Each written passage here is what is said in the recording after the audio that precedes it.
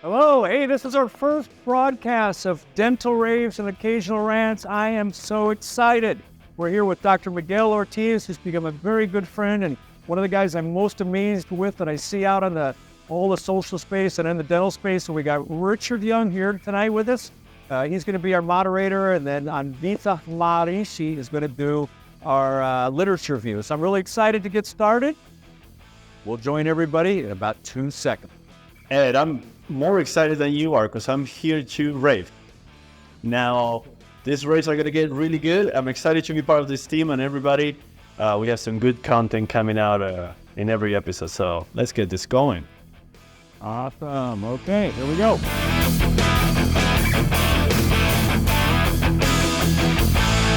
All right, great, everybody. We're in our first segment of our first show, and I'd like to introduce our moderator. Typically, we're going to have an interview from somebody in the dental space, but we thought that we would interview ourselves today. So you know why we're doing this, who we are.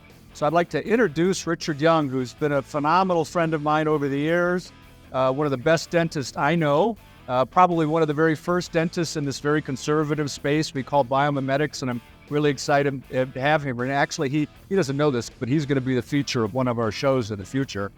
So Richard, take it away. Thanks for agreeing to moderate. Hey, well, it's great to be here. And I know that you and I rant and rave all the time off record, so it's only appropriate that you start something where the old folk can get on and rant and rave. And so with that, I'm just excited to be here and moderate all of you, and I suppose act as a block when needed or whatever it might require. But let's introduce, I think, who we have today. Obviously, we have Dr. Ed McLaren. Many of you will already know him, but I'm going to just give you a really quick overview on who he is, and we'll keep it really short, but he gave me a short version, so I'll quickly read it. Dr. McLaren is a prosthodontist and a master dental ceramist, and that's the unusual thing about him, is his ability to master ceramics as well. He was a professor at both UCLA and UAB. He's now retired. He's an honorary professor at the University of Buenos Aires. I did not know that. He was founder and first director of the postgraduate aesthetics dentistry program at UCLA, and that's been going on for quite a while, and quite a legendary program. It created a lot of amazing lab techs and dentists out of that program. And he was doing full didactic and clinical in that level with both the dentists and the ceramists. He's currently is the CEO of Art Oral America, a private teaching institute based in Park City, Utah. He maintains a private practice limited to prosthodontics and aesthetics dentistry there as well. He did all of his own ceramics and has always done that still to this day. He's actively involved in many areas of prosthodontics and material research, and has authored and co-authored over 90 articles. And I definitely know Ed, and we've had a lot of fun at the center in Park City, and I will say that it's an absolutely mind-blowing facility. Until you actually are there and you see it, you have no clue what exists in the basement of his house. So, Good thing that was the short version. That was a short version. Yeah, so if you're there, it's a great place. And Miguel Ortiz, let's talk a little bit about him. I don't know him as well. I've known him throughout dentistry, but not on his personal basis, other than I do know that he is one of the most overachievers that exists in dentistry. He's come a long ways with it. He began his career as a dental technician, graduated from school in LA. LA Community College had an incredible lab program back in the day. And he then went on and got his BS degree in biochemistry from Cal State University, where he was then accepted to Harvard School of Dental Medicine, and he won a lot of awards, the Leo Tolstoy Award for Excellence in Clinical Dentistry. He got his doctorate of medicine there. He then went on to do his prosthodontic residency at the University of Illinois in Chicago in 2017. And today, he is pleased to treat patients daily at the Lid Dental Aesthetics and Implant Center in Wayland, Massachusetts. I know he has a lot of teaching programs that go on there. He's published Lit, a book published by Quintessence in the summer of 2019. I'm very familiar with that book. And he's founder and CEO of the Dent Lit Academy. He gives a lot of lectures and a lot of courses and a lot of online content. And the little bit that I know about him and person like myself, I'm just trying to figure out when he sleeps to get all That's this what done. I want to know. I agree. Because I know that dentistry is a profession for a lot of us. It's a hobby for two of these people on this screen. I know that for a fact. But I think Miguel's taking it overboard. With that, I think we're here. The question is, why this site? What's the long-term goals of all this? Okay, I'll take that first, and then we can kind of alternate who goes first. I know you're creating this live streaming show, and I was promised that I can rant, and because my wife doesn't let me rant, so I should say yes. Yeah, he definitely agreed to be the rant brother, Dr. Rant brother. Well, Richard, the basic idea is this, information and information dissemination has just evolved so massively in the last 5 to 10 years. We grew up in the age when basically you lectured, you went out and lectured to share information, you wrote an article, and basically that was it. You touched as many people as you could with that. Now with the internet, everybody is out there somehow in some sort of social media space, which is wonderful. But there's some amazing downsides of that. There's no screening for credentials. There's no screening for experience, let's say.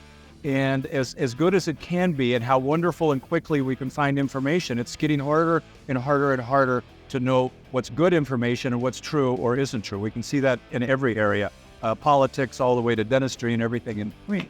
And so, as I've seen this evolve, and I love to teach, and I love to share information, it just became clear. The old saying, if you can't beat them, join them. Okay, this wave is not stopping. It's only going to get bigger and move faster. So the idea basically is to do something fun, to do something a little different. I've looked at other shows on let's say, the internet. Call this a TV show, a live streaming, a tape streaming, whatever we want to call it today. But the idea is to have a little bit of fun, do an interview, share some positive ideas, share some experiences from people. Miguel's been at it 20 years. I've been at it 40 years. You've been at it 40 years. We've all been in universities. So we have a very broad experience. We want to share that. We also want to bring somebody in from around the world to share their interesting dental perspective, a little bit about their life, maybe a teeny bit about politics. I don't want to go too deep into that rabbit hole, but just to give an opportunity to see where people are around the world. That would be one segment. Then another segment to have a literature review segment. That would be Dr. Anvita Maharishi, who's got now 2 masters, going for a PhD, went to Harvard like you did, 2 other graduate programs, just is absolutely on top of the literature. She's been involved in a lot of the papers I've done, so we're going to try and review 1, maybe 2 papers that are pertinent and current, and give some perspective on it. Is the value to it? Maybe some things that should have been looked at. Was it decent research? What does it really tell us? Then another segment would be we want to do a tape demonstration, either live or maybe a benchtop demonstration to do a little bit of teaching and maybe a little bit of product review. And then the last thing somewhere in this mix would be we want to do a kind of a raves, what we think is kind of cool and fun, but a little bit of a rant. Not going down to tearing things down to nothing, but to the point of, hey, maybe what you're hearing or what we're seeing about something just isn't relevant, or isn't documented, or isn't well researched, or isn't 100% known. Okay. So that's kind of the idea. And the idea is we'd have about an hour. The global program would be an hour and 15 minutes-ish or so of 5 segments. And all 5 segments will be roughly 15 minutes. So each program, so we'll do 1 a month. We're finding out this is a ton of work, to tell you the truth, okay? And we're not charging anything. We're not making any money off this at all. We're all paying for the cost of hiring people to help us, plus our time. So the idea is to do 1 complete show a month, but each of those 5 segments, put them out weekly. So if somebody just wants to watch the interview or they want to watch the product demo, they can. We're going to put it out in 3 interfaces. Obviously Instagram, where everybody seems to be today, Facebook, and then also develop a YouTube channel. So that's it in a nutshell. Miguel, I know you probably want to add something to it. Well, it sounds kind of cool, and I'll get to Miguel, because back in our day, I was lucky enough in my career to just be able to call up my mentor, Jim Dunn, who belonged to AED, and I'd ask him, hey, is this research good? Or I'd call up Ray Burlott, I'd ask him, is this research good? And he'd go, yes, or he'd go, no. And I go, great, thanks. Okay, on I went.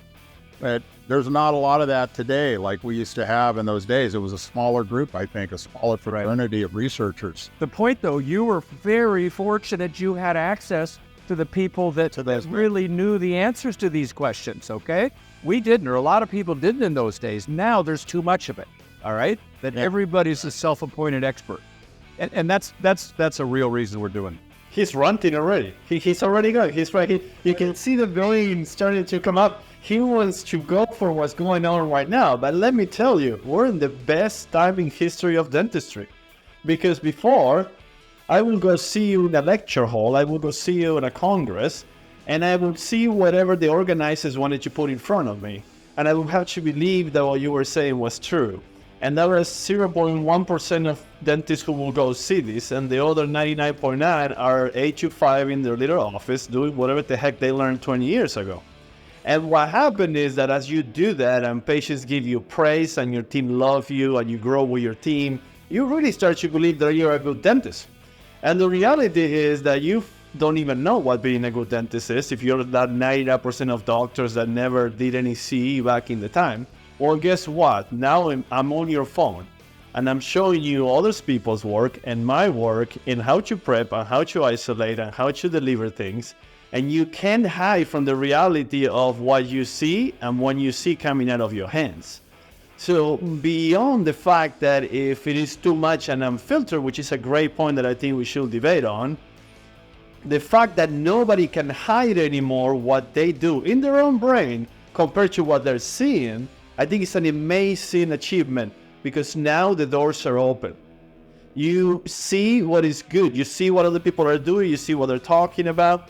And most dentists and most professionals have the critical common sense to know if what they're listening is completely out there or not. Maybe a few of them take bad advice and apply it.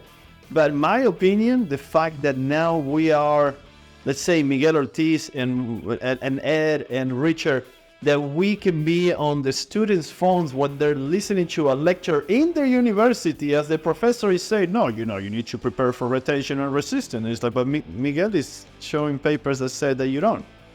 That never happened before. We removed the power of those dogmatic powers that be to control the narrative. And it's open. And this hasn't just happened in dentistry. It has happened all over the world in every single profession. So it comes with negatives, definitely, but I think it's overwhelmingly positive. It also allows a lot of people to understand that you gotta go and take CEs. I think people are taking CEs either online or not more than ever. Right. Yeah, and to echo and add, I guess, I couldn't agree more. It's absolutely positive. I search a lot of things, but the information can become overwhelming, and I just worry about the false guru, okay? There's just too many of them, and they're multiplying. And that's why we're here. The good thing is that anybody listening is listening to many people at once, right? And before we will listen to whoever will be in front of you in a congress. But now nobody's just following one person. So it's really weird that somebody will be a false guru, which they exist, and have complete power over the listener to control their action afterwards, because those people are also following other people. But what do you think? I think the difference now too is you got to remember in our era, it was by country in a sense. You really had no idea what was going on in other parts of the world unless a guest speaker came in to your area. So we were much more polarized. We thought we were the best out on the West Coast. And the East Coast thought they were doing better things, but we knew the truth or, whatever. But now, West Coast. I know Ed's laughing at that one because he knows the history behind all of that. Yeah. Well, now you see the whole world and you realize there's a lot of incredibly unsung, talented heroes in the world of dentistry that have virtually zero social media. They might have 500 followers, and you look at their work and you go, oh my God. Well, Richard, it gives you really one of the things that we want to do. We want to find those people and bring them on the show and give them some exposure. I know. As we speak to our own colleagues, or as we aim this conversation to our colleagues, and I hope they can get involved, and as this podcast grows and we get comments and questions and we get something going, at some point we're going to have to rant at the point that, or at the fact that what it is being very negative to is the public. I believe it's actually super positive for dentists. We're learning more than ever. Every day people in their phones are seeing a fact about a product, a treatment, you're learning little things here or there, you follow us, you follow other people. However, patients are being fooled by before and afters like never before. Like never before. And following. And that could be one of our segments. And by the way, the rant I put together today deals exactly with that. When we get to the rant section. All right, man. What's the next one? What else, buddy? Richard, you got the floor. Well, I mean, so you're putting this together.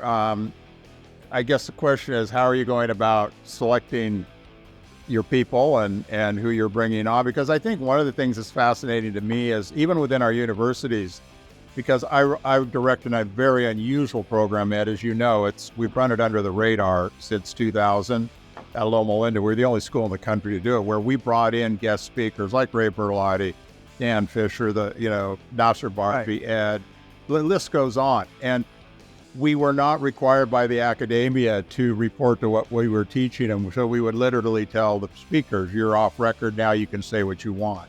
And the students would go up and challenge the instructors all the time. And I was asked one time, how do you do this? How do you even pull this off? And we go, we just do.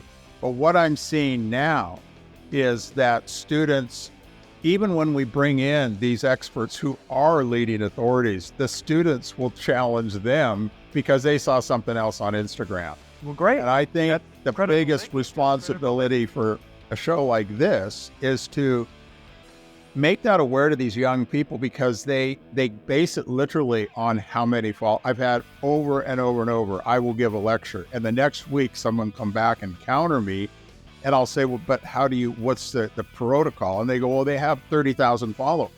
Okay, well, we have to deal with it. Okay. So that's a good rant. Let me interject. For you guys. That's you, as this discussion right here evolves, that's exactly why we're here. I mean, the starting of what you said was that sounded like students were very good critical thinkers, right up to the point that you said, okay, they've made their decision based on the number of followers. That's exactly what we want to deal with. We want to deal with people, maybe not aware, and try to make them as aware of possible. What truth, what do we actually really know? What do we maybe believe? What is an initial thought that hasn't been proved at all? Those lines of thinking. And I'm sure you watch some great podcasts. I love the medical podcasts. I love the people that really know how to look at the literature. And the ones that do, the ones that aren't dogmatic, they don't come and say, this is the only way to do it. They say this is a way to do it. Here is some other things to consider. And that's the space we want to be in. Okay. I've been dealing with this a lot. Like in social media, I kind of been the black sheep of dentistry when it comes to coming out strong. And in soccer, we say with the click pointing forward. I started about 5 years ago when I was the first one to really discuss literature on Instagram. And I understood the platform, and I needed to give them fun, jokes, and also give drama and things like that. At the same time that I'm delivering maybe 20 papers in a matter of 10 seconds of a story. And that worked pretty well, because it moved the platform from just pretty pictures to discussing science. And then, people like the dentinal tubule at Marcus Bratt came along and evolved that concept of let's talk science. Right. It's interesting how people will react to science very well. People mean by our colleagues, and if you package it well, you will be able to get to them. But it's also very interesting how they can be fooled by other accounts that do, I don't want to be repetitive, but it is the classic example, the before and after, and you will get all these comments, thousands of comments on how you're an amazing dentist just because the after looks nice, right? And we have this dichotomy where how is it that you don't understand that an after is not a synonym of good treatment, right?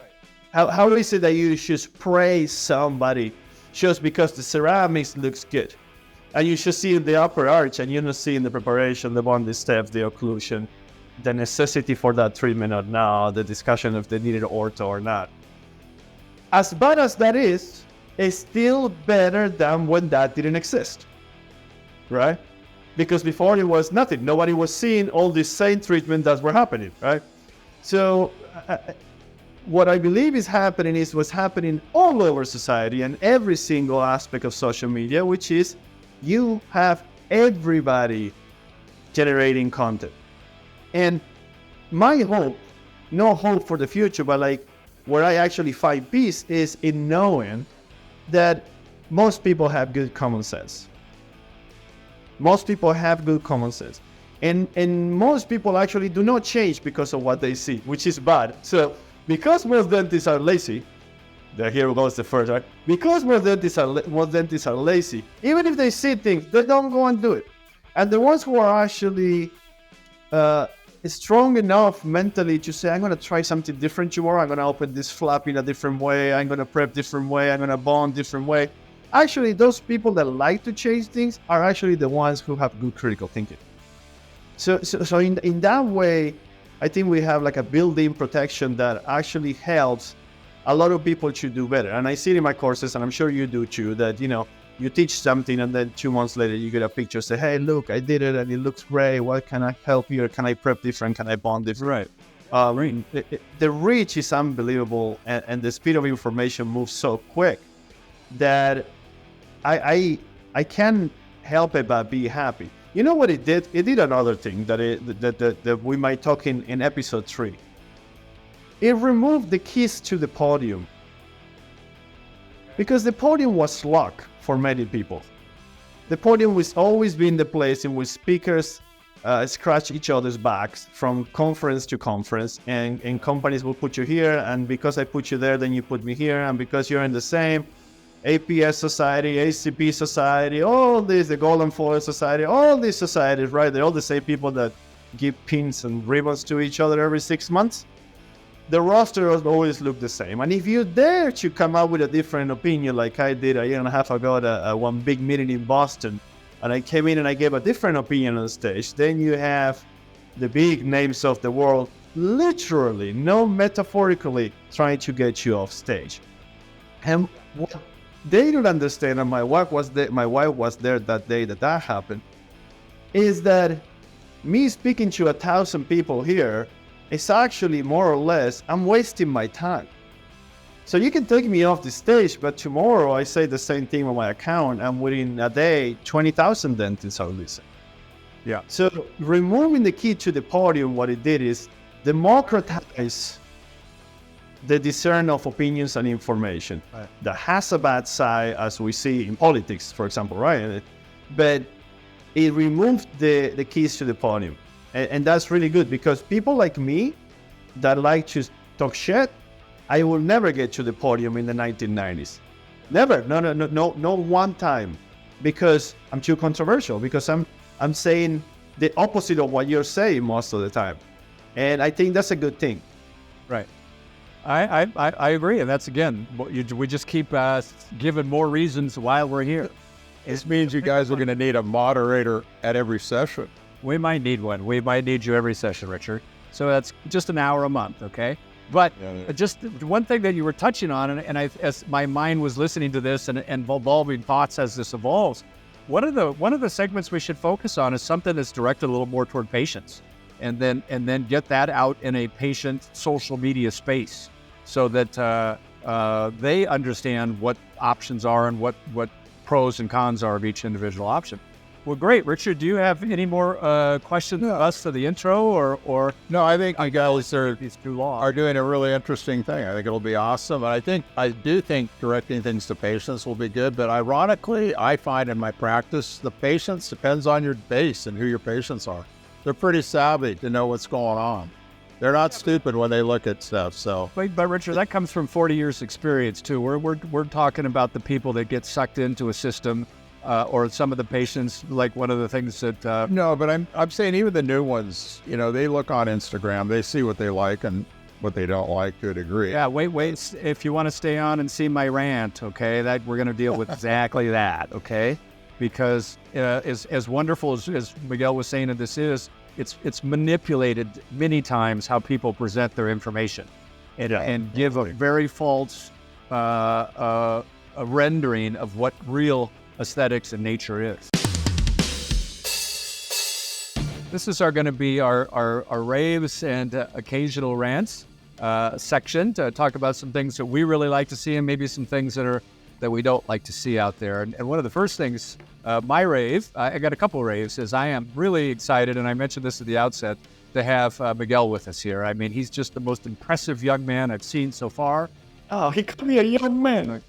Cop of wealth compared to me. Yeah, compared to me and Richard. So keep it up. I want whatever you're taking to stay awake for 20 hours a day, and I want that sleep med, whatever you're taking. But anyway, I just thought I would start with something that for me has been very personal. I mean, I love the concept of digital, but I was absolutely digital resistant till a couple of years ago, not because of these, but because of the quality of the printers and the quality of the resins. What I saw was just terrible. I looked at a printed model, and all I saw was waves. I couldn't tell what I was seeing. So my dental rave is really the improvement of digital printing the last couple of years. And I just like to say, Miguel, the thing for me, I mean, as involved as I've been in it, I was pretty digitally resistant up until recently, not because of these, not because of the scanners. Scanners are phenomenal today. I have a Trios and I have a Medit, but I just wasn't happy with what I saw with prints. I mean, it was the quality of the print. How did you feel about it? No, that's true. Printing is and is still the limiting factor. Yeah, okay. But it's gotten a lot better, and I want to share a couple of things with you. Yeah. I have all of these toys. I'm sure you have all these toys. The two printers that I would look at today that are very cost-effective for the audience out there is an Accuretta printer. It does a very good job. It's based on LCD technology. And then if you can wait a little bit, there's a company called Frozen, Phrozen, that's coming out with a 12K printer. So it will have a resolution of 25 microns, and that'll be sometime early next year. And so I just wanted to show you a couple images here. This guy that I'm working with, and I know Miguel and Richard both know, he has developed a resin, well, with my help, okay, but he's done most of the work. We brainchild together. By the way, if anybody's having any printing issues, please scan this QR code and talk to him. He'll be happy to help. But we're developing a resin. I wanted to show you the prototype of the resin we're playing with here. Okay, look at this image on the screen right here. This is your standard resin. Same model, same printer, just the quality of the resin. See how we don't see any reflection? And we don't see any of those little wavy lines.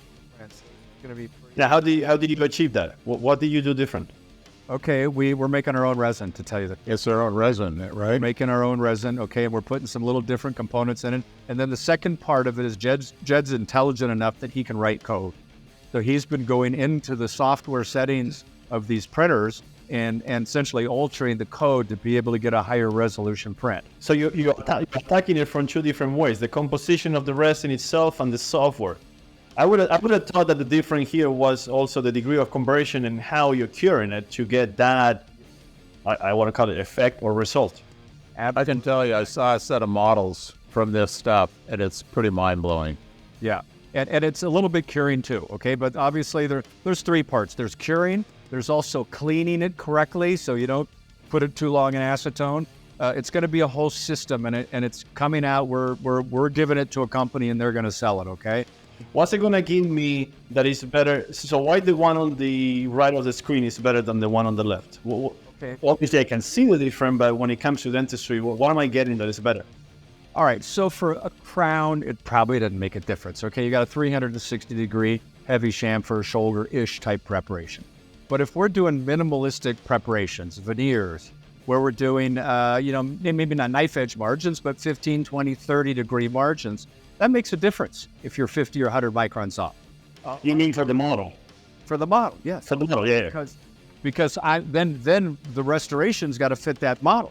Yes. And then that's got to fit in the mouth. So it's just detail for the type of dentistry all three of us are online here espoused to. I mean, we're into minimalistic dentistry.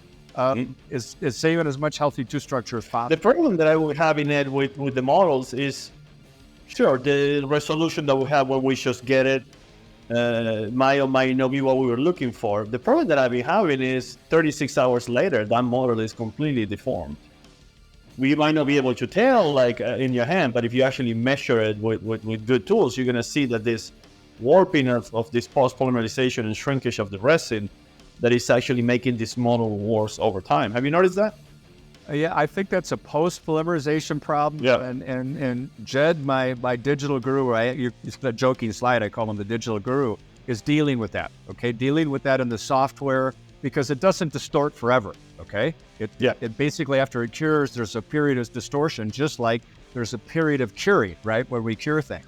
So all of this is being figured in the formula.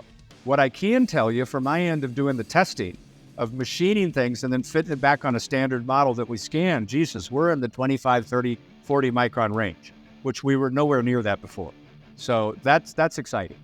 It is very exciting. If you can figure a better model resin than the one you have, especially to me, that because in a way the resolution comes from the printer, but if the resin can be more stable, that will be a game changer. Because the way me and my lab, one of them is my brother, who's a lab owner, we've been working with it, is we should stop trusting the model. We use the model as a placeholder and we just ignore it.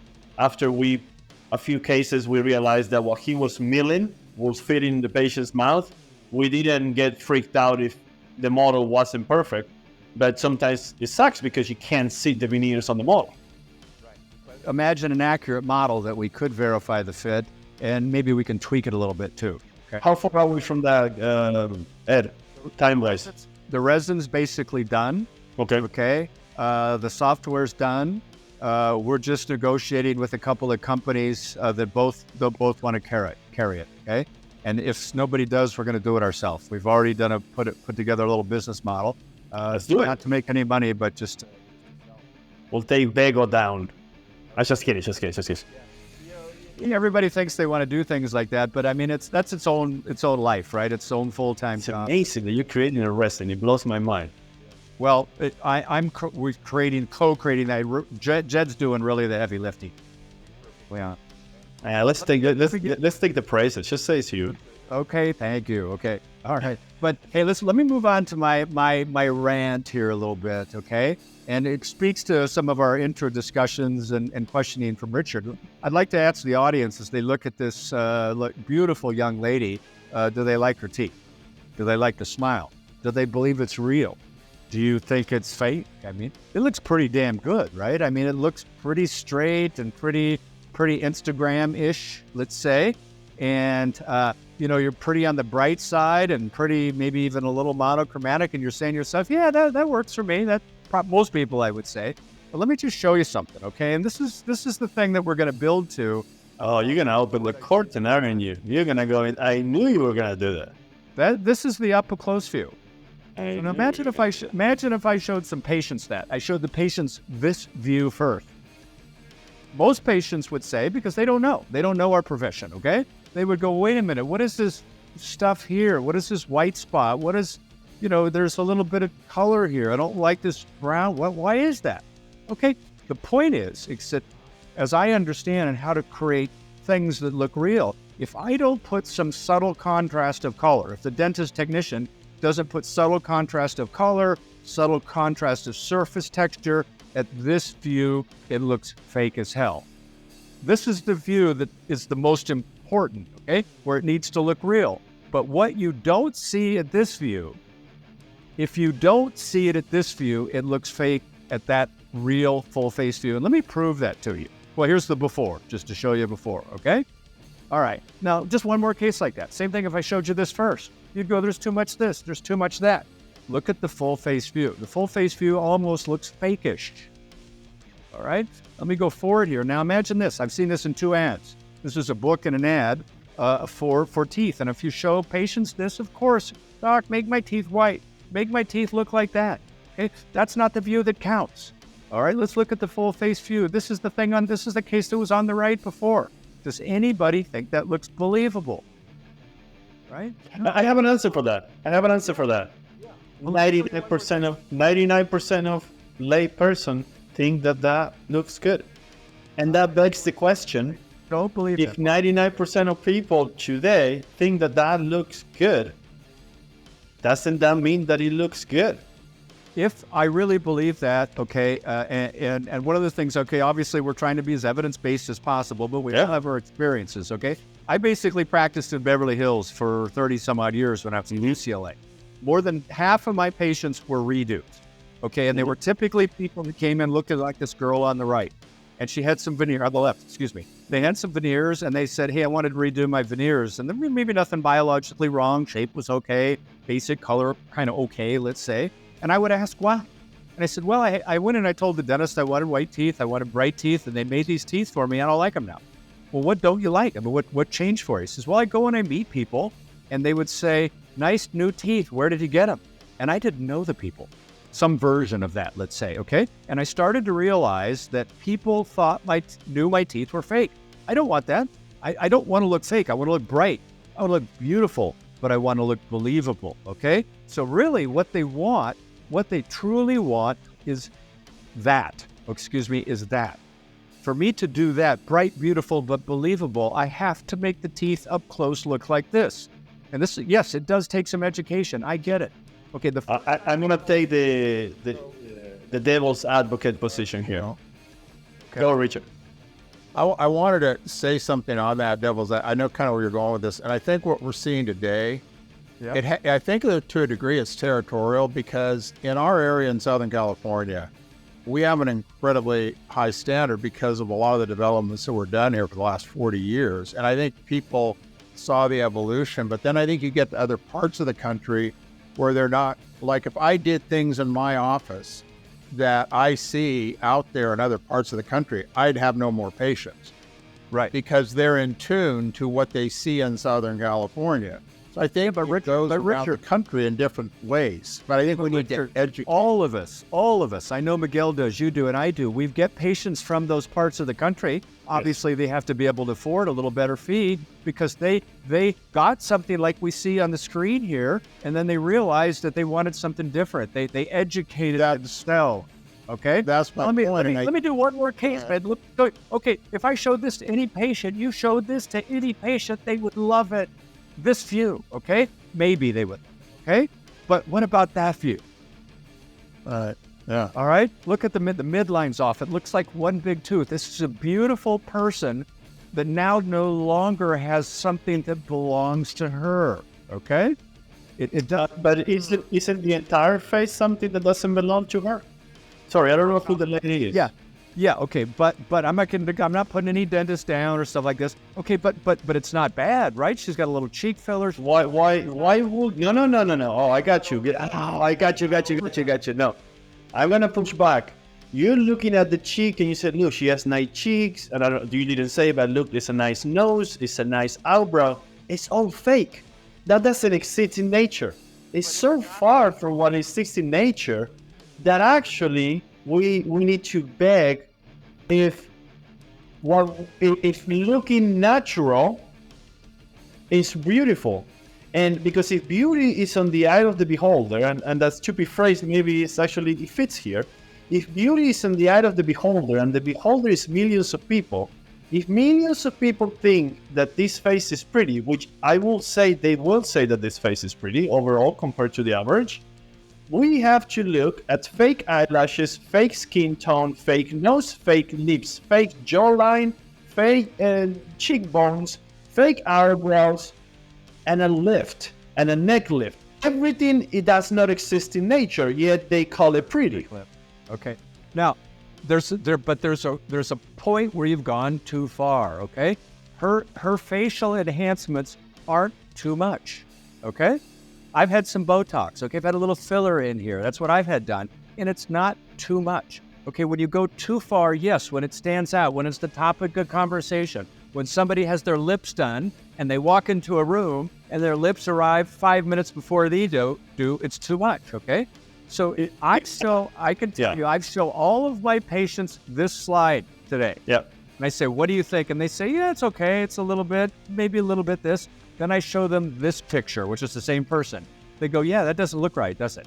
The patients say that to me. 100% of the patients say that to me, okay? So, you know what's interesting, Ed, on that? I was taught years ago, I don't know if it was Fried, but I don't know who said that. I think you said it a lot too, is I've always asked my patients when we discuss veneers, I have two questions for you. When you walk out the door, do you want somebody to come up to you and say, oh, wow, where did you get your veneers? Or you want to walk out and have people say to you, oh my God, your teeth are so beautiful. I wish I'd had teeth like that. who did your facelift? Right. And the whole point. That's the question, and that's the key. And I think that's been my whole thing for 35 years or 38 years, as long as I've been doing veneers. That's literally been my opening statement when I sit down with a patient. And we all have friends that are plastic surgeons. More of the plastic surgeons today are telling me they're doing retreats because patients thought their face was overdone, too tight. Exactly. Do that. Okay. Now, one more case, and I'm done. Okay. No, take yourself. Okay. We don't have to be done. We can up of them. I want to give you yours. Okay, so as I show this is a before and after. Which one's the before? Which one's the after? Obviously, this is the after. And this dentist, by the way, these dentists, here's the thing, that they don't show the full face. When you show the full face, you can't find many dentists that have the guts to show the full face because it doesn't look right. But look at before and after. Yeah, We're thinking too much of this dentist. Watch this, guys, okay? Now, I show my patients this too. I did this a while ago. I found this a while ago. Now, watch the next slide. Then I show the patients, what if I did this to you? Which one do you like better now? They go, yeah, but it's still a little dark for me. Okay, let me digitally bleach it and close that space. Which, if that person walked in the room, 100% of the non-dental people would love that smile. After talking to this person for 5 minutes, okay, when you're standing this close, 5 minutes, you would know that that's fake. You would just know that that's artificial. And that's why I'm here. I'm here, okay, we're going to get 99% of the people that are going to say they like that image first, but my job is to change that because I know. And dude, thank God there for dentists out there doing this crap because we get to redo it. It's great and a lot of work for us. All right, guys, sorry about the sermon. We're gonna skip my rant because we can rant within this one. And what I want to do to have is the three of us agree here on what you're saying. And the three of us, since we were technicians and dentists in the 2000s and in the 90s, we aim to do what Miguel Geller told us, which is replicate age. Okay? And that was what the message that was coming to us. And we believed it. And why wouldn't we? And we would be proud to deliver something that blends in and disappears. And we will tell our patients, like Richard say, and I still do today, I say, hey, I don't want you to go out. And people say, oh, you did your teeth, right? I am going to question, though, if that which we think is how people should see things is still relevant. Right now, people want white teeth and people want other people to notice it.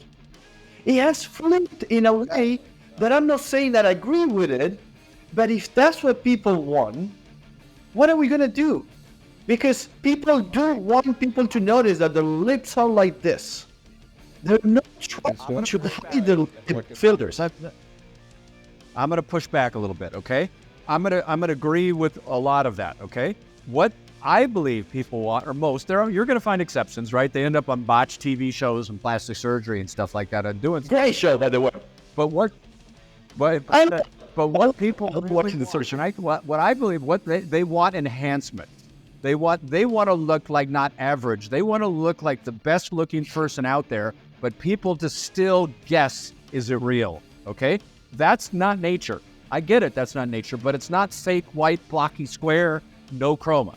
And they use the word white. They don't want white. They want bright. They want bright. Right. White, bright is not white. Okay? There is a teeny bit of chroma. And remember those two cases I showed you of the two girls that were done that looked very bright in the full face.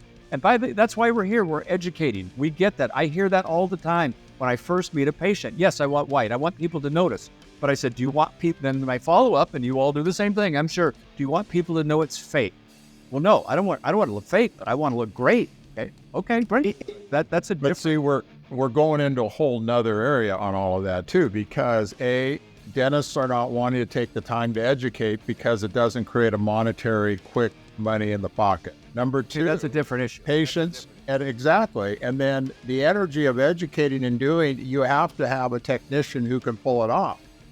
And many of the technicians we work with don't fit within the fee structure model of the rest of the country. So I've talked to a lot of dentists about this who are doing things I don't completely agree with. And their argument is, hey, the patient's got this amount of money and that's what they want to do. And, you got to give them what they want. I like that one. Richard, but again, pushing back, okay?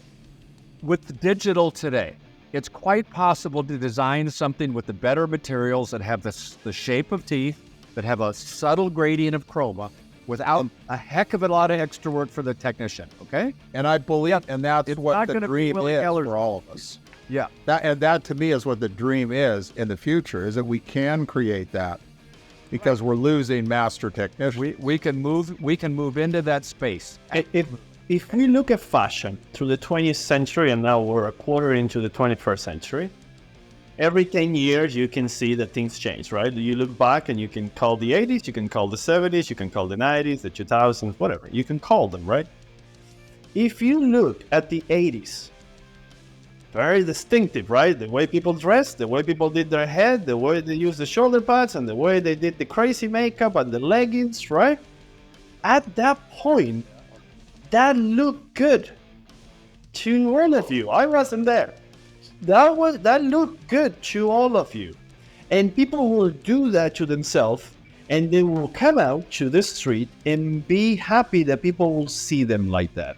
Now, that was all hair, makeup, and plastic surgery was kind of like coming to a point for those who could afford it. I believe that what's happening now is the same thing, but with our actual DNA, meat, bones, and teeth. We're doing it inside as much as we're doing it outside. And for the people that get that, for most of the people that get that white horrible smile that the ones you show, they leave the dentist super happy. That's what they went looking for.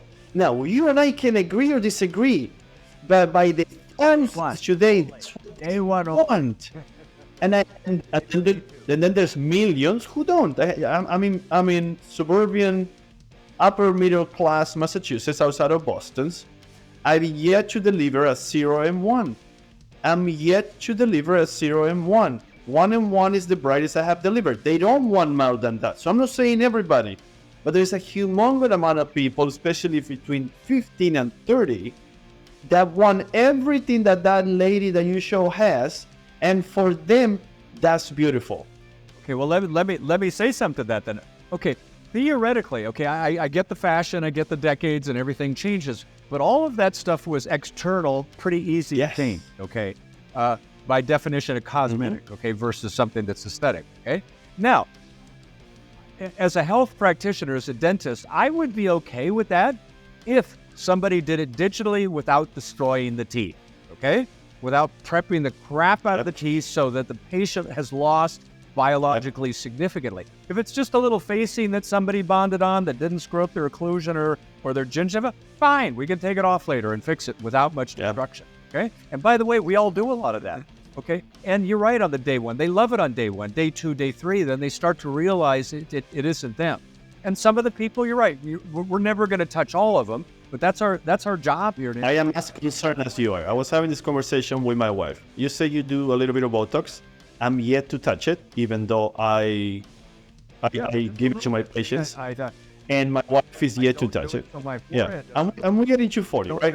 So my conversation with my wife is, I said, we don't know what Botox does when you use it 45 years. We don't know what fillers do when you use it 45 years. And I do know what happened to all these teeth that get botched in 45 years.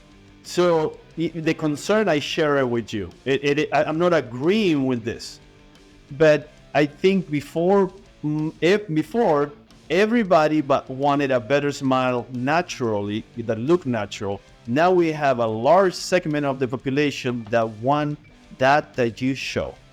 And I wonder if millions of people think that something is pretty. And how can I say this? I do not think, this is a good one. I do not think Kim Kardashian is pretty whatsoever. However, millions of people think she's pretty.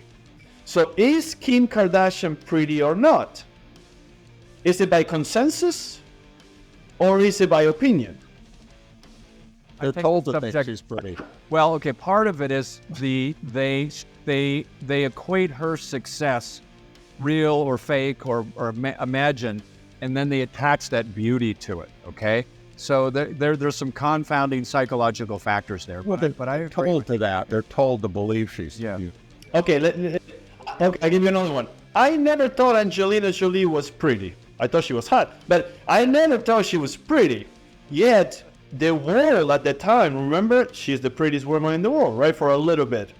So, Well, again, okay, let me interject though. I know we can pull all kinds of examples in here, and I agree, and that's sort of fashion trend. Okay, but then let's revert back to where we're health practitioners. We want to make sure people don't hurt themselves. So I think all three of us would agree if a patient wanted square white, fake white teeth, and we could do it without damaging them, without taking off hardly any tooth structure that left them all the previous options. If they changed their mind, we could use a laser and get them off. Great, okay, a fashion trend. The part we're trying to educate, or I'm trying to educate, we're all trying to educate, is before a patient makes a mistake that changes their life, okay? That they really regret and affects their biology, their health, their occlusion, their pocketbook, if they're not really well informed. No, that's very true. And all I was just saying in my observation of dentistry today is some of us came out of the late 70s, early 80s, where all of Hollywood was picket fence, super bright white. And the close of the 70s, well, guess what? This new generation, styles have gone back to the 70s, and they're back to teeth that look like the 70s, only with a little bit better anatomy and design. It all comes around. All right, but there's an important point to add that we haven't touched on, but we all know, but let's tell our audience, is there's a difference in camera and TV aesthetics, right? When you're on camera and you got a bunch of lights, it hides a lot of the failures, a lot of the defects. That the difference is 99% of people on Earth were at conversational distance. And that's really where they want the aesthetics, okay? So yeah, I hear you, buddy, and that's, again, why we're educating. All right, well, maybe that's a wrap on this section, and then the next section we want to move into here is Dr.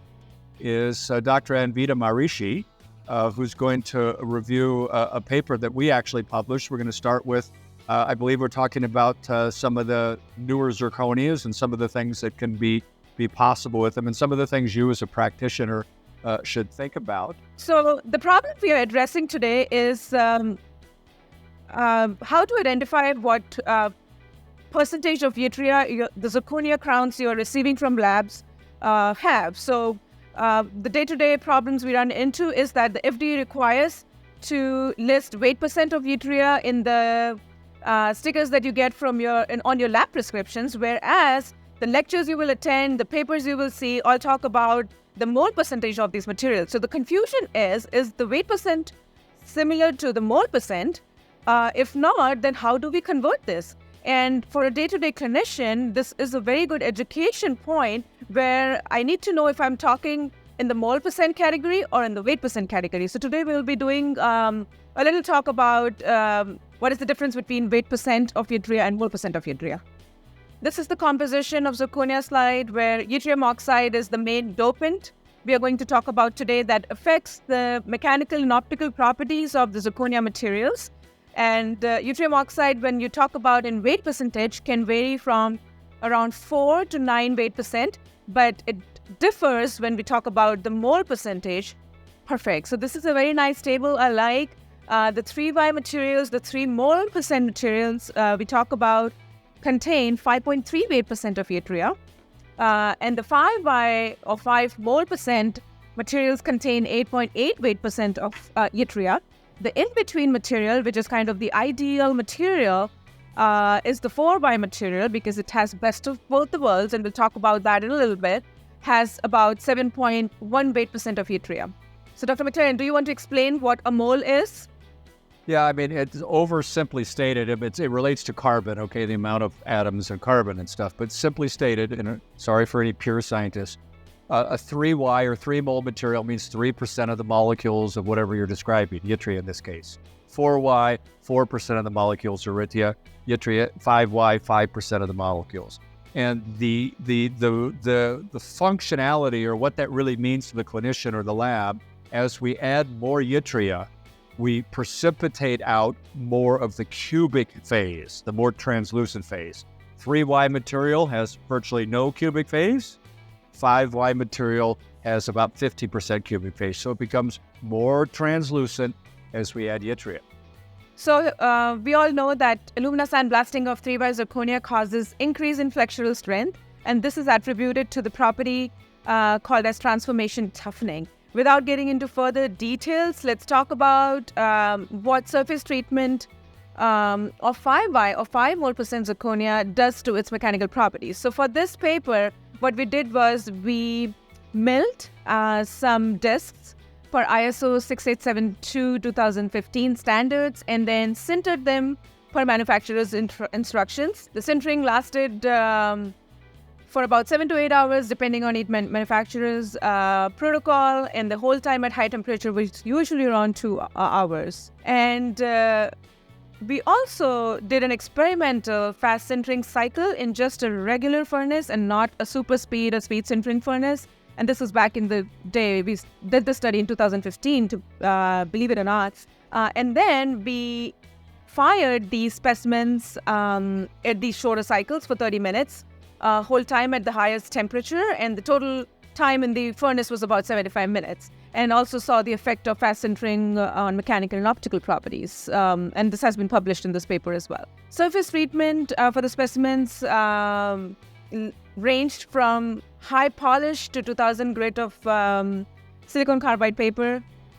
One group, we wanted to see what a machine would do to a disc, so that we called as our as machine group. The third group was our sandblasting or surface treatment with alumina group, where we used 50 microns of alumina at 2-bar pressure for about 20 seconds. And then the other group was surface treatment with glass beads, and these were 50 micron glass beads at same 2.5 bar pressure. And then the last group we tested was fast sintering. This is actually stated in the paper. So the interesting thing to note, the blue highlights that you see, that the 4Y material behaved quite like the 3Y material, whereas the Argan-Z interior, Lava Aesthetic, and Katana STML, all three of them are 5Y materials or 5 mole % yttria materials. For all of them, the strength dropped significantly with surface treatment with alumina. However, for EMAX Zircad MT, which at that time, which was a 4Y material, the strength did not drop because some transformation was still occurring in this material, just like a regular 3Y material would have. And just to show you a graph of the same thing, all the 5Y materials, if you look at the green bars, the strength drops significantly when surface treated with alumina, and the green bar is the luminous surface treatment bar. And then the glass bead bar, glass beads do not destroy the structure or the surface characteristic of the zirconia, so the strength does not go down, whereas for the 4Y material, that is the material on the third column, the strength with alumina went up. So let me show you some interesting SEM images. The left side image is the hand-polished 2000 grit image of a zirconia surface, or 5Y zirconia surface. The image on the right is as machined 5Y zirconia surface. This is a very interesting image where alumina sandblasting actually destroys the surface texture of a 5Y material. And the glass beads do not do that and look very similar to an as machined surface of a 5Y material. And again, close comparison of as machined and a glass bead surface of a 5Y material. And we also tested color as part of this study and used a colorizer spectrophotometer just to show you how each material can be different in chroma, although they are all A2s. And that's another rant we will discuss in one of our next episodes, is how every company has an A2 version of their material, but they all look different. And we've tested this consistently with our state-of-the-art spectrophotometers. Just to show you, both of these materials are 5Y materials, but they look different in chroma, and both of them are A2. And it also showed that if we slightly fired different temperatures, there's a subtle difference in color too. Correct. Yeah, sorry, I forgot to mention that. So you can see that a fast sintering cycle would change the chroma and translucency a little bit as well. So, yes. And the raves about this article, this paper talks about surface treatment on translucent zirconia materials. As a take-home message, the 3Y material, if sandblasted with alumina, you can cement if you have retention or resistance foam on your preparation, or you can bond with the resin cement. Now, the 4Y material, if you sandblast with alumina, same thing. You can cement or you can bond. But here's the tricky part. For a 5Y material, if you do surface treatment with alumina, the strength is going to drop. And then significantly, and you can see the results in the paper. And then if you try to cement it because you think you would have the retention and resistance form, the crown is going to break, especially in a high stress situation or for a bruxer. And this is when you see some of the 5Y crowns failing in the posterior regions. So then I would recommend, if you're treating it with, either treat it with glass beads, or if you're treating it with alumina, then bonding only. And here I come back to my rant, which day-to-day basis, because I'm also a teacher, I deal with these questions on a daily basis in my student clinic, and there is a struggle between lab and clinician communication as to how to treat the intaglio surface of crowns. And a topic for more episodes would be how to treat your surfaces. Do I use IvoClean? Do I sandblast? Do I steam it? Do I treat it with alcohol? What do the salivary phosphates do if I try in a crown? How am I going to cement it or bond it? So on and so forth. So there's still struggle. And also to recognize your materials, because in lab prescriptions, most of my students are writing, please make a zirconia crown. But what type of zirconia are you prescribing? And then if your lab is using certain kind of zirconia and it comes back, and if it is a 5Y, although 5Y materials are being slowly ruled out of the commercial market, we still see some 5Y materials being used. And then without knowing the composition or the why of my material, how am I going to decide which cement I'm going to use, which protocol I'm going to use? Am I using conventional cementation or am I using adhesive bonding? So that's why the take-home message and the rant for today is most clinicians do not know the whys of their zirconia materials, and that's a problem at hand. Let me say something. You wanted me to present your case. Oh, so that's you got a case. Oh, okay. Yeah, I'm that's sorry. your case.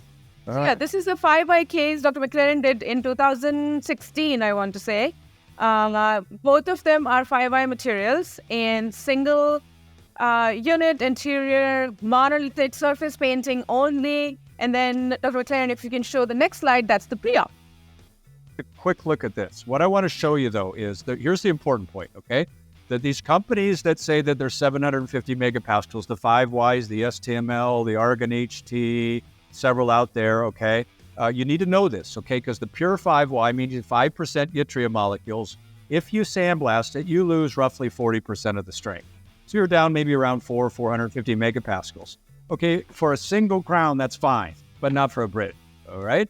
And if you have a thin crown, maybe you're 8/10 or 6/10 or something occlusally, you should definitely bond it. So you want to know the percentage of yttria in your material. And then the other point about this, and we're also looking at these gradient materials, that if you have a 4Y or a gradient material, in other words, a little bit higher or less yttria content, they still maintain their strength if they sandblast. So the materials to use today for single crowns for the most translucent or a 5Y, or a gradient material that has 5Y.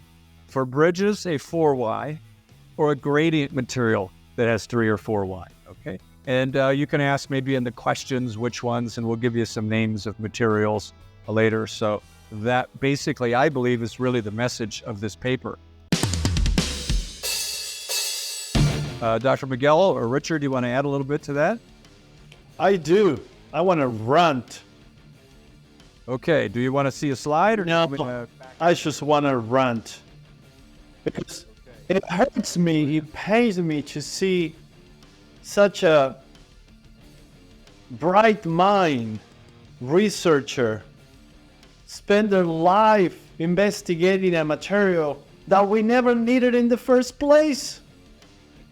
So, an amazing PhD student, and Ed McLaren spends 20 years investigating zirconia, and he came to solve no problem except for bridges. Okay, so no, actually, obviously we can only do so much in 15 minutes, okay?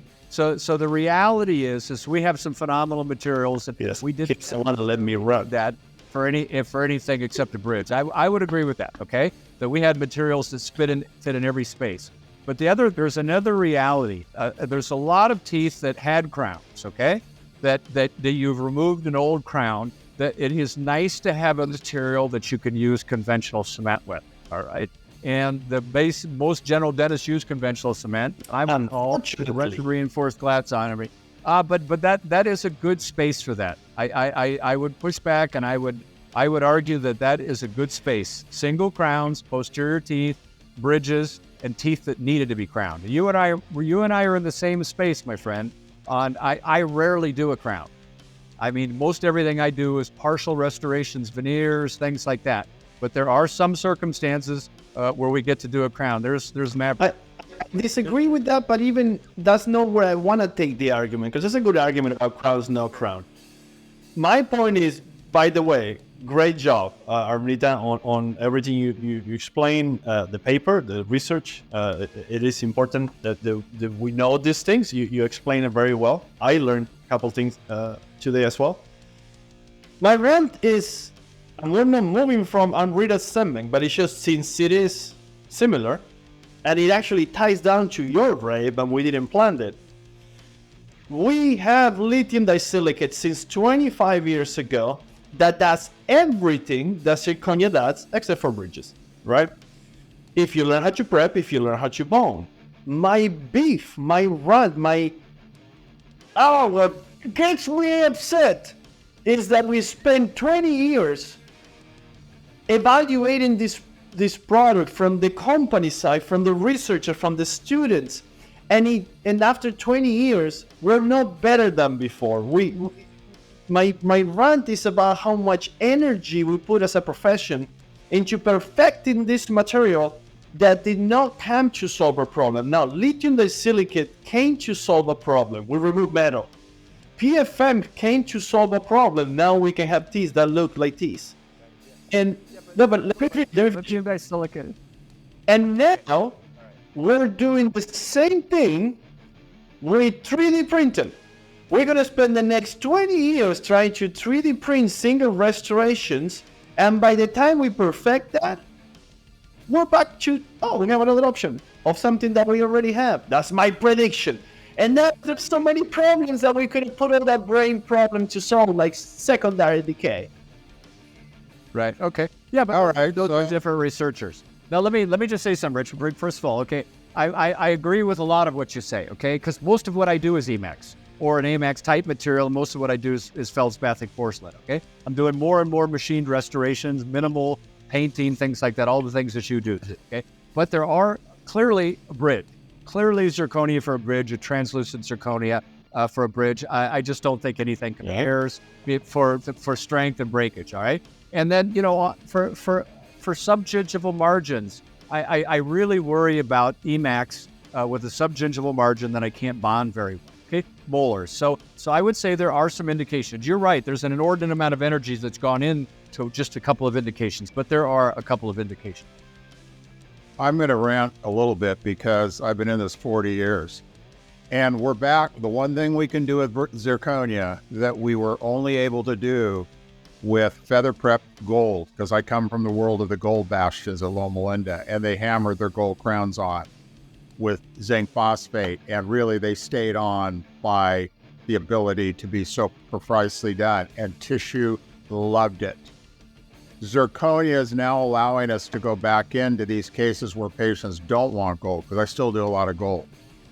And we're able to do a zirconia highly polished in a vertiprep style, where we're feathering out our margins, we're highly polishing them, and the tissue absolutely Tissue loves zirconia. And there's been nothing like that. And so I will argue with your rant all day long. Tissue loves zirconia. Because when we're replacing subgingival margins, tissue loves zirconia. And you have to remember, when you look at the entire world of, I've been in the adhesion world for 40 years.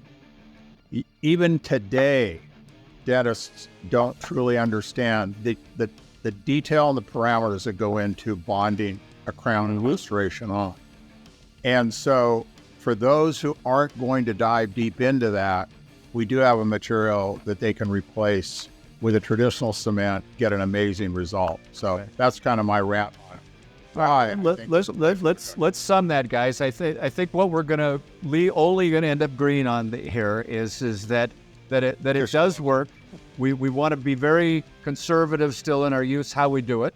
We don't want to do crowns where they're not necessary. Well, it's a replacement material. It's a wonderful replacement material for old crowns. But I would strongly agree with you on Miguel. You all need to relook at an Emax type material. That happens to be the market leader and obviously one of the best, if not the best. Now, Richard brought in a great point, which is subgingivality and how tissue loves zirconia. One of the problems that I'm going to counter with, if we start adding the positives and adding the negatives and kind of see what works, is finally we have materials that I can take an X-ray and see through.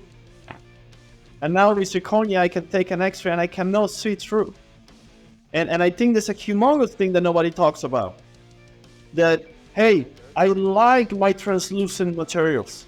I want to see a void. I want to see the cement washing away. I want to see things started, not just when they spill over. And that's another thing that I have against zirconia. But hey, I'm the Rantbro. I have to rant, So, right.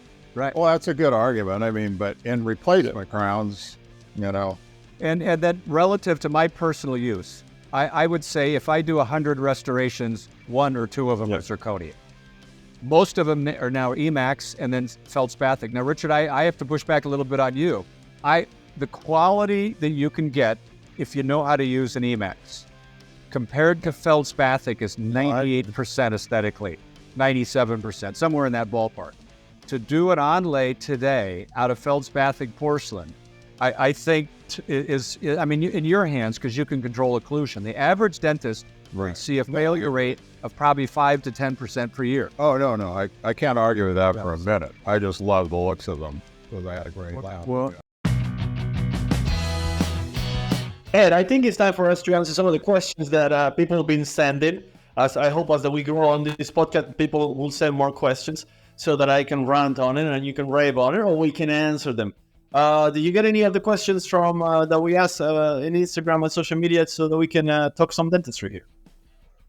Yeah, I've got several in front of us. What you got? I think what we could do is just handle like 3 or 4 of them because, interestingly, the second question, and this just ties in perfectly. Okay, what is your personal preference for a molar, Emax or zirconia? And let me answer that first. Okay, clearly mine's going to be Emax 100% of the time. Okay. Unless I can't bond. If for some reason I can't isolate and I can't bond, then I'll go to zirconia. Those are going to be the indications for me. I know some people think differently.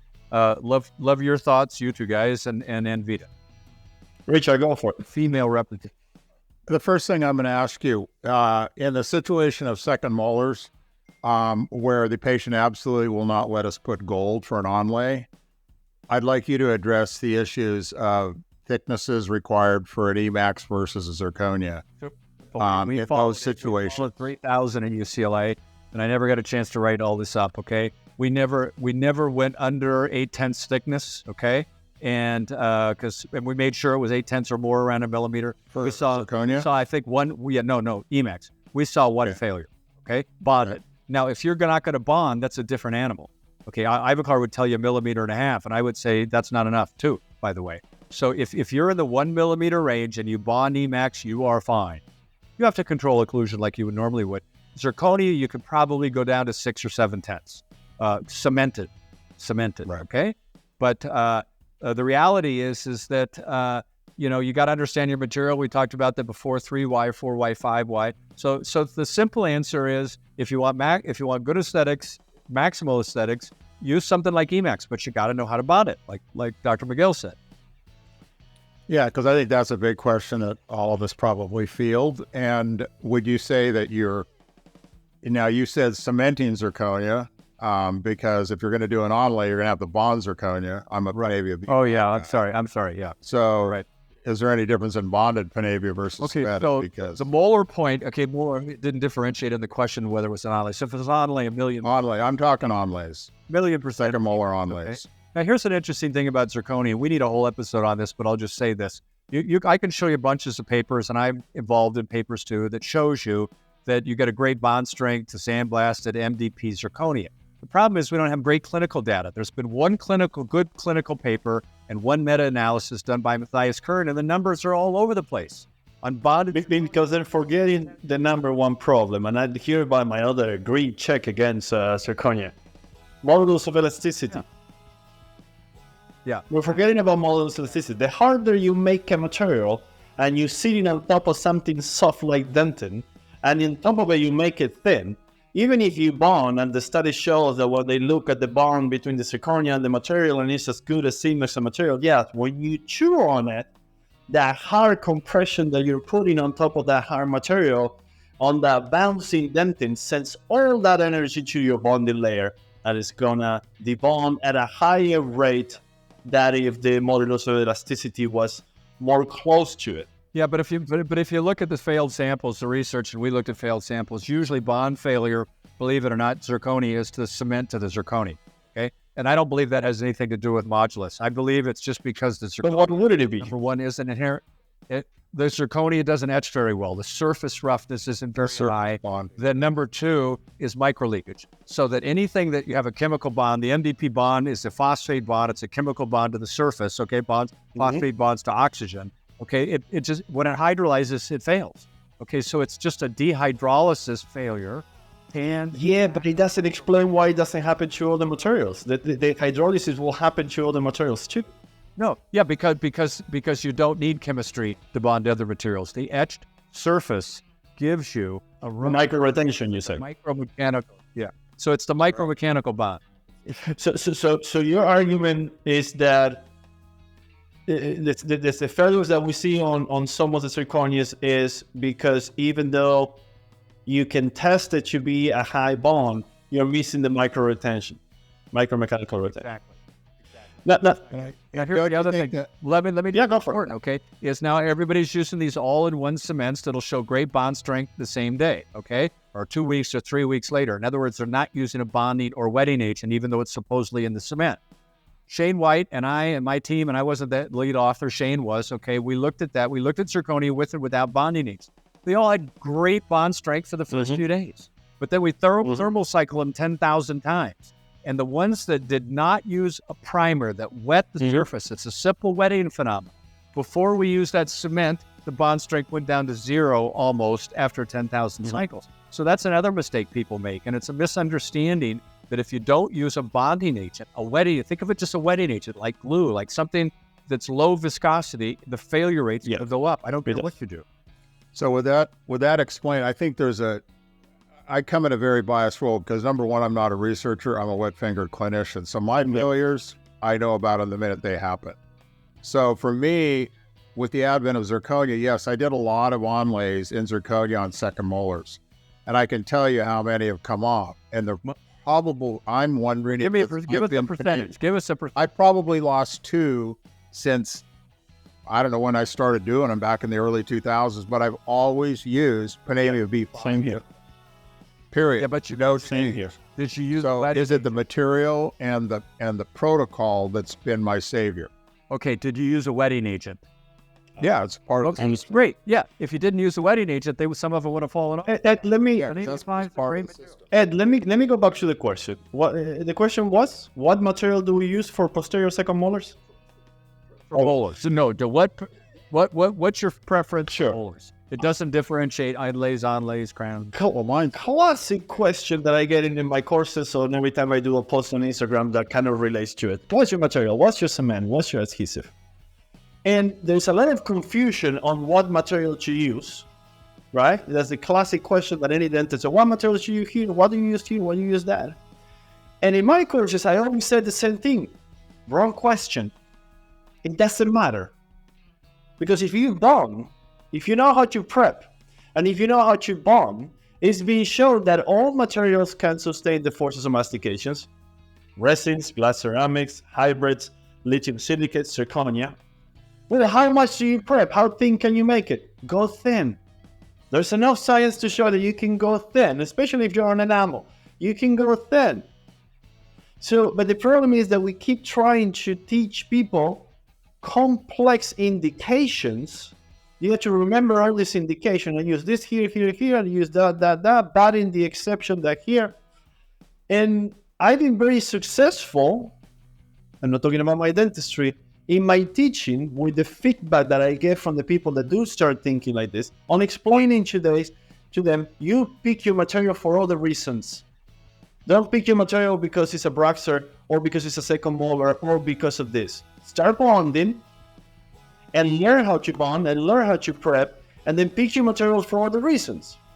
And you will see that your failure rate when you start learning to prep and you start learning to bond is going to decrease so dramatically or drastically that this idea that you need to remember which material to use where just disappears from your brain.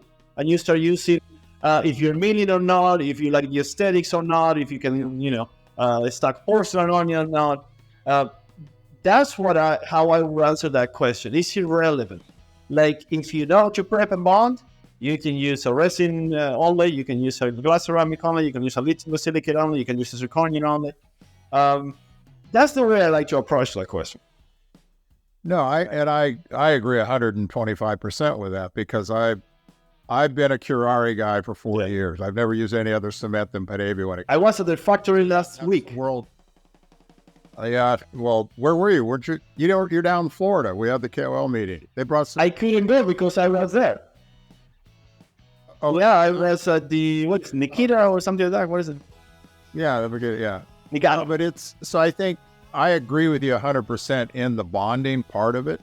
But I think there are cases naturally, if you put the material in tension and not put it in compression, you have the potential to have a failure, even with good bonding, if the material can't withstand the tension. So that's where I've had a couple Emaxes fail because I was too thin in a tension area, and the material piece or something like that. Yeah, but, I mean, things like that. But other than that, I agree. Bonding 110%. Yeah. And you're right. When you say, Miguel, that there's so many factors involved, and you can back it out from the question from that. But one of the, we try to make all of the points as simple as possible. If you can bond, you can use a lot more types of materials, right? Okay, because the nature of the interface spreads stress better. It's not just adhesion; it's spreading stress. All right. Now then, the question becomes. So I try to keep it simple. If I can bond, I'm going to use some sort of aesthetic material as thin as possible. That's how kind I would say it, okay? That I wasn't afraid that was going to break in 10 years. If I can't bond, I'm going to use zirconia. And yes, we could plug in, you could use an Empress. We could plug in, you can use an Emax. We can plug in, you can use Soprinity. We can plug in various materials around there. Then it comes around to your lab, how you use them, what type of system you have to machine it. So bringing all those things together, but that's how I would both. Let me bring this topic up, and I want your opinion on it. I have a theory on something that I'm experiencing in my clinical practice. I've been following my restorations for the last 6 years. I hate writing papers, but I think at some point I'm going to write papers. I never want to write a paper that says 3-year follow-up. I'm like, 3-year follow-up. So I'm waiting, right? I'm waiting. I'm not in a rush to write, but I want at least 8-9 years so I can say, hey, here, 9-year following of whatever. So I'm around 4,500 restorations right now that I've been following. Bonding protocol hasn't changed. Prep design hasn't changed. Cementation hasn't changed. And the material is enamel, okay? And mostly onlace, okay? And this is what I've seen out of 4,500. I have had, I think I was looking at it yesterday, 13 failures in the last 6 years, okay? Decementation or breakage out of 4,500. And this is the interesting part. I have what you could consider a traditional only is about 92% of them. And then crowns, which are replacement crowns, will be the other 8 or 9% of them. However, out of the 13 failures, 9 are crown. Which supposedly you have more to hold on to it. Space that most of the time is thicker, yet and most of them start decementation. No, they're not breaking. So that is, I don't have to run the math on that one. That is a significant difference. If from my 80% of the cases, I have 90% of the failures, it's a very interesting thing to evaluate. What do you think, Rich? Okay, so I could give you the mechanical reason for that. We did a paper with Chung Ling she's a PhD from Beijing University, Shane and I, and we looked at various thickness of materials, okay? And the thickness of the material didn't matter as much as the amount of tooth structure that was remaining, okay? So we could have a thinner feldspathic 2/3 of a millimeter, like you said, if we're bonding to enamel. It's a concept. So the mechanical concept is called constant strain system. What that means is whenever you have two different structures laminated together that have different elastic moduli, okay, different ability to bend, okay, under a load, the material that is the higher modulus material tends to absorb most of the stress. So your dynamic, where you've got somewhat of a flexible material in anamic, but your tooth gets smaller and smaller and smaller, okay? Because you got to do a crown, you got to cover more of it, and you get less enamel. Okay, then the stress is going to be more absorbed by the anamic then. The tooth isn't going to be as supported.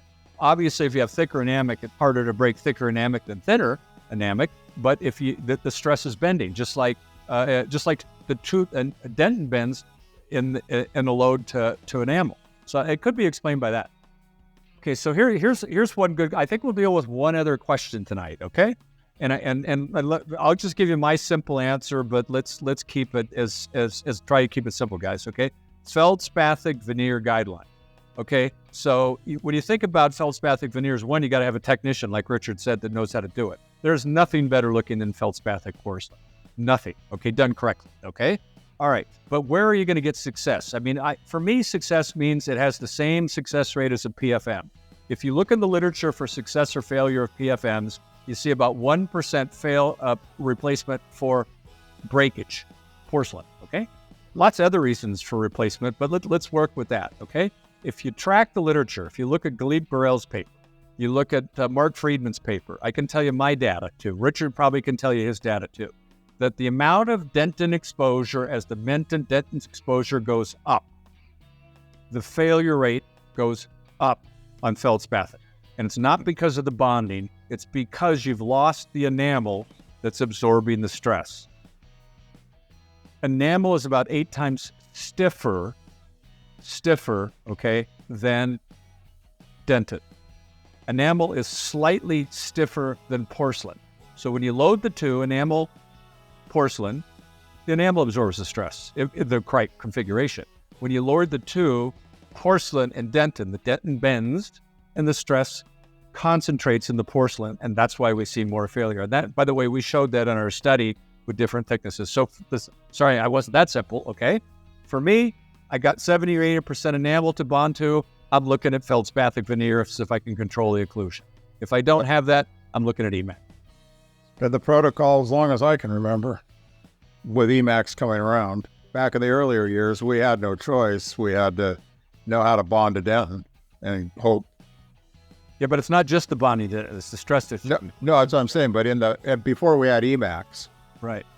Yeah, it was you know, you had to make sure your occlusion was set and that you were. I want to look at it from a different point, because I agree on everything that you said, Ed, and especially when you can control an experiment and control the variables and then just change the thickness or change the substrate. The data, I think, is pretty clear. But when we look at the clinical cases, like the clinical papers that try to go retroactively or something like that, I think there are confounding factors that many times are not talked about. If you have dentists who are very meticulous to do very nicely conservative preps, and we all know that very nicely conservative veneer preps are harder to work with. You're inviting yourself for, color, travel, fitting, and all of that. It's easier to just chop the tooth down. Let's be honest, right? So if we have a dentist who is willing and knowledgeable enough that is doing very meticulous preps, understand that we need to be on enamel, the margin is the linear, but you can barely see it, and then I send it to you. And then we have all the dentists that all of a sudden their veneers are all indenting, and there is a lot of thickness of porcelain. I'm actually going to make an inference on the quality of the dentist just on that. And that quality of that dentist led me to, which one do I think has the better occlusion? Which one do I think chose the case better? Which one do I think really can anticipate who deserves veneers or not? So that confounding factor of when you put all this data together and you say the ones indenting thicker material broke more, the scientific answer is what you said, Ed. But I'm going to add, I think the dentist here. Yeah, but the point would be that a bad dentist using thicker porcelain on dentin is going to see a Yes. No, I agree with it. or what? So clearly, the simple recommendation is if you're on dentin, do something like Emax because it can look great. If it's Well, yeah, and that's where the heavy prepping came. We out of a certain institute west of the Mississippi. yeah, but you don't have to heavy prep to use Emax. But that's what I'm saying. That's where it all came from because you could seat fast, you could prep fast, Yeah. and they wouldn't fracture. Well, at least you could say that they didn't do a crown prep, right? The amount of patients that we get in our clinic that said, I just got these veneers done 10 years ago, and you barely can see the singular. Yeah, exactly. Right. And then you cut it off and it's 1.5 millimeters thick, right? So I think we did a great job, everybody. So are there any closing thoughts that you want to add? I'm very pleased with our first effort, and those of you out there watching us understand that this is our first one, and we'll evolve, and we want your feedback. We want some more questions. All right. So my closing thought on today's episode would be, please know your whys. Find out what your labs are sending you. Make detailed lab prescriptions. Tell your labs what you want, depending on the clinical situation you have, because they get a model or a scan. You know what you're dealing with, what you're prepping. So I would like to end my part here by telling everybody, if you know your why, you know your surface treatment, and you plan for success. Thank you. Richard? Well, I'm going to close by saying thanks for allowing me to be on this first show as a moderator. I think you may have to have one down the road, depending on how these go. I think it's an amazing concept, and to all the young people and to everybody out there who saw this first one, spread the word, because I think this is only going to get more and more exciting. And you're not going to beat around the bush. You're going to tell it like it is. And I think that's awesome. And I think we need something like this that is from the core, from the gut, from research and experience without worrying about what anybody thinks. So, All right. and we'll just keep the Rantbro. language at a low level. So thank you for letting me be a part of it. And I think it'll be a great program. We need Dr. Rantbro. I'm just excited to be working with all of you guys. But for real, not from the cliche point of view. Two of you I still need to meet in person and get to know, as you're gonna get to know my politically incorrectness. But I think I'm one of the fewest prosthodontists that does his own porcelain, and I don't think that would have happened without Ed McLaren. Like just the idea that I knew that this person was there when I was a technician that was doing his own porcelain. The moment I bought my clinic and they say, you're going to bring a technician, I said, for what? I'm going to put my headphones with the patient on the chair and just have fun right here. And people say, like, you waste your time. And I'm like, you don't know what I'm talking about. I'm saving $3,000 in lab bills just in 20 minutes. What are you talking about? So I just want to say thank you. And this is going to be awesome. Ed, great work, everybody. For me, it was easy. I didn't have to do much. Everything was done beforehand. And I want to say Armando, Anvita, everybody, great job. We're going to continue once a month or more. Come back. Let's fight. And let me just thank the people behind the scenes there. We've got Mondo, okay? Awesome AV. And we got Josiah over there. We've got the crew and Anna, who is basically helping produce everything that had some class to do. Everything. I'm going to say that my wife set all of this up. I have like 2 lights, 3 cameras, whatever. Yeah. So thank you to my wife. Hey, I just want to take a minute and thank everybody that's watching this first episode. And if you could please help us out, where we're not taking any revenues from anything for this, and we hope to get the word out. So if you could please subscribe. It's a brand new channel, and well, turn on all notifications. And we would really appreciate if you would share this with your friends. Thank you.